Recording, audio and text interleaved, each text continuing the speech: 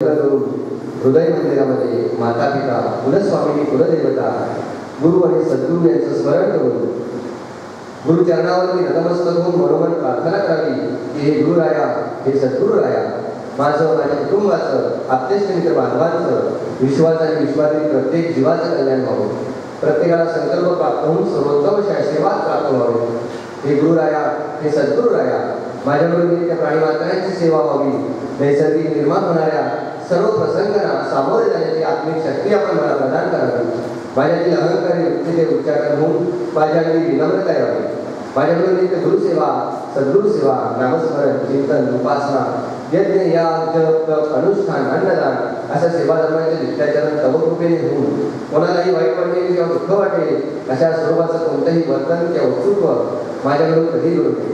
तुमच्या कृपेने मानवसेवा हीच सद्गुरुसेवा या वृत्तीने नित्य सत्कर्म होऊन मला चिरंतन अशी मनःशांती, आनंद आणि समाधानाची प्राप्ती होऊन चैतन्यमय आशीर्वाद प्राप्त व्हावा अशी गुरुचरणी मनोमन प्रार्थना करून सर्वांनी म्हणावं. ओम मनशांती दाता श्री गुरुचरणारविंदाय नमो नमः. ओम मनशांती दाता श्री गुरुचरणारविंदाय नमो नमः. ओम मनशांती दाता श्री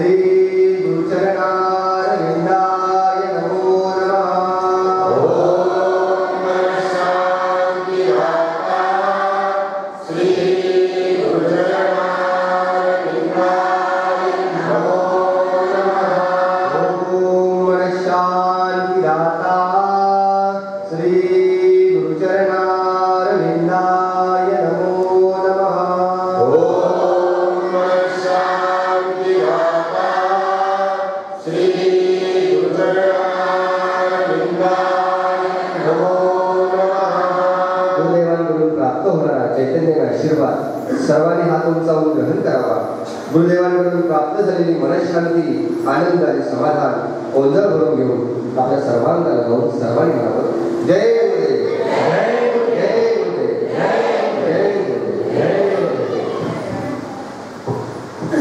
जय गुरुदेव.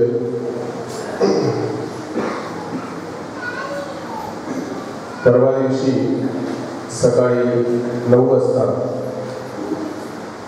परमपूज्य सद्गुरू श्री अरुणकाकांचा या ठिकाणी या सभागृहामध्ये दर्शन सोहळा होणार आहे.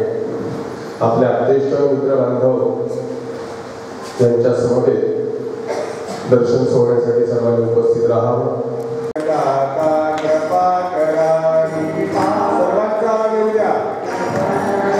आपल्या सर्वांच्या कल्याणासाठी गुरुदेव परिवाराचे प्रारंभ करत आहे.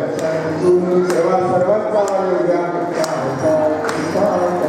श्रीपाद श्री वल्लभ हरि दत्तात्रेया दिगंबरा निवासी सद्गुरु सेवक हरुर काका कृपा करा.